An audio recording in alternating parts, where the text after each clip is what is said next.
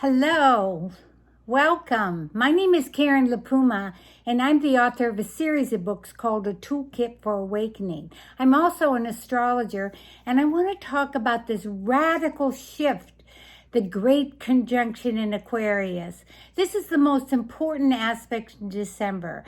It's the conjunction of Jupiter and Saturn, and it's happening at 0 Aquarius on December 21st, the Winter Solstice. This is when the veils are thinner and it's the darkest day of the year, and it symbolizes the birth of light. What is also significant about this conjunction is it's not only conjunct in the sky, but it's declinations. It's like they go this way and they go that way, latitude and longitude, and it's on the same declination also. So it's like the Star of Bethlehem, which is it looked like one star, and that brought the new Messiah, and the wise men were astrologers. So this is an auspicious time, very much, and we can see it. So go out and look. It's on the southwest sky right after sunset for about an hour and a half. You'll see them coming closer and closer, and then they should be looking like one star. So, and what's interesting also is that in 2020, we had the end of 3 major planetary cycles.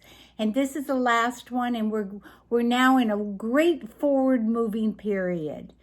This great conjunction is not only, it happens every 20 years, but this is called the Great Mutation because it begins a 200-year cycle within air. Recently, from 1802 to 2020, except for 1980, when it went into Libra, it's been in Earth signs. And this has been a concern of material progress and financial, and it was the beginning of stimulated the progress of the Industrial Revolution. So this is we're having a huge shift. The last time it was in air, it was the 13th and the 14th century. It's actually 1186 to 1405. And during this time, we had the Crusaders, the Mongoloid request, the 100-Year War. We had the signing of the Magna Carta, which stated that the king was not above law. And then we had the invention of the printing press, the eyeglasses, handgun, and some of the prominent people in that time were Rumi, Marco Polo, St. Thomas, Dante, and Catherine of Siena.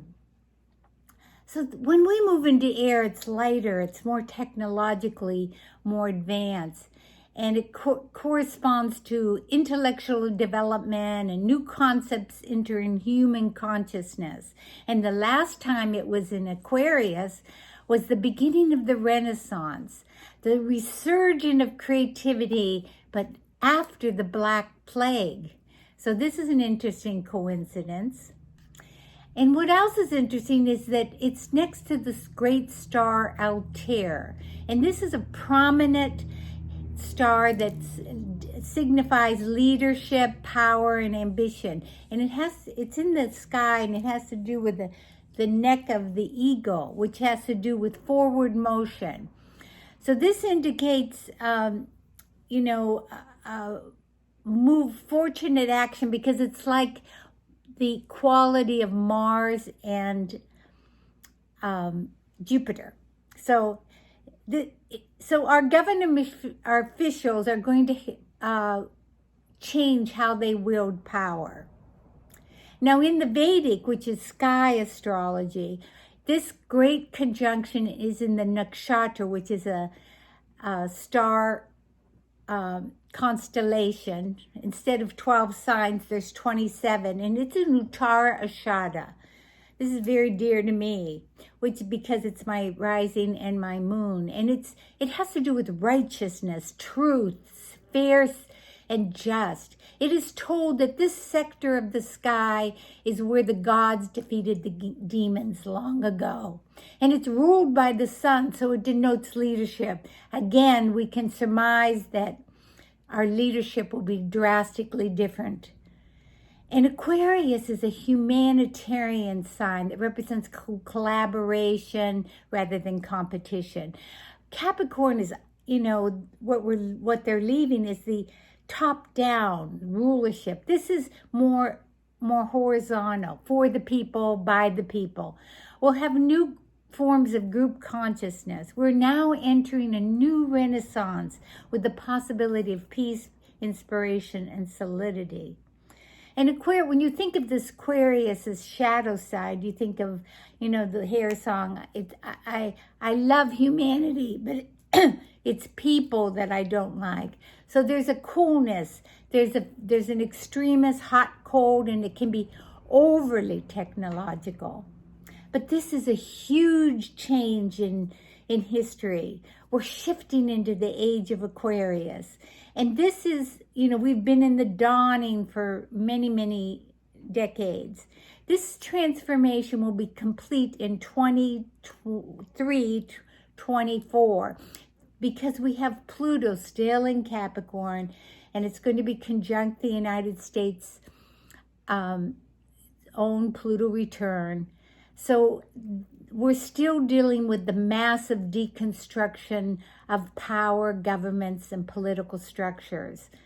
But we're surging forward.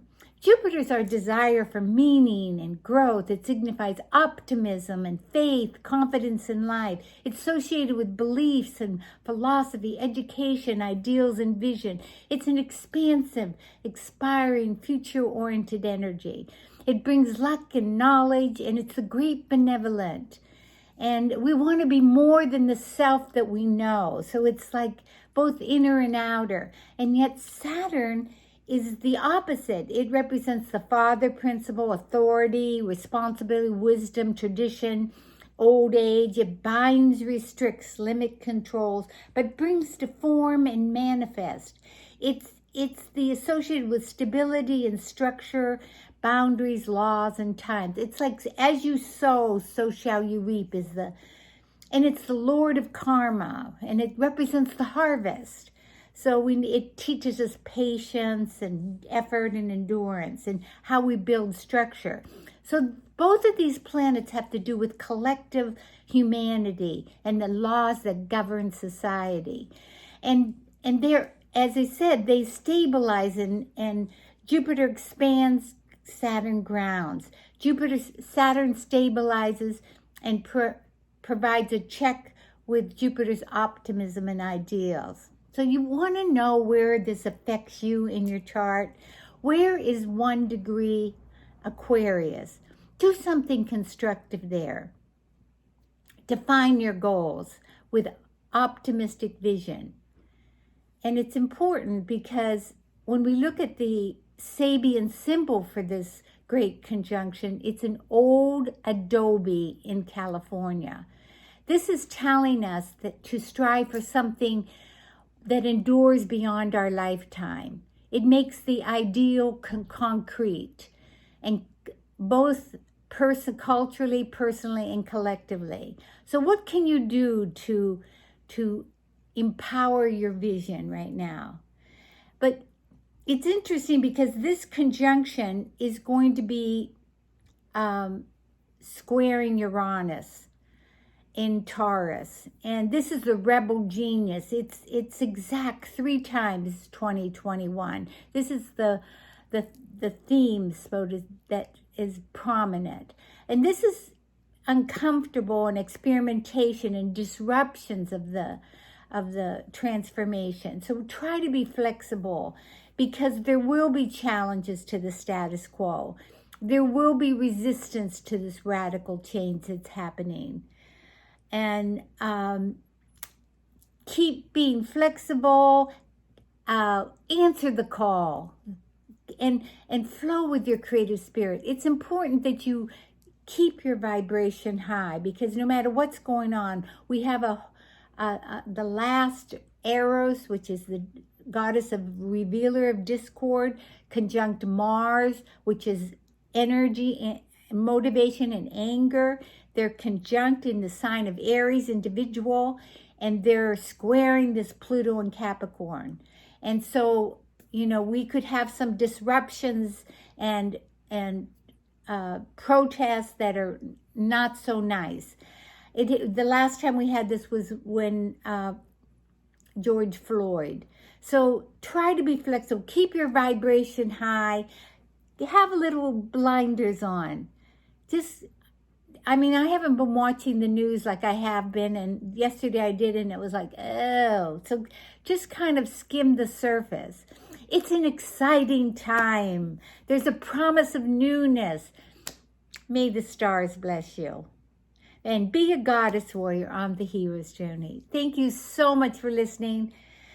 Take advantage of this beautiful seed-bearing time. Blessings.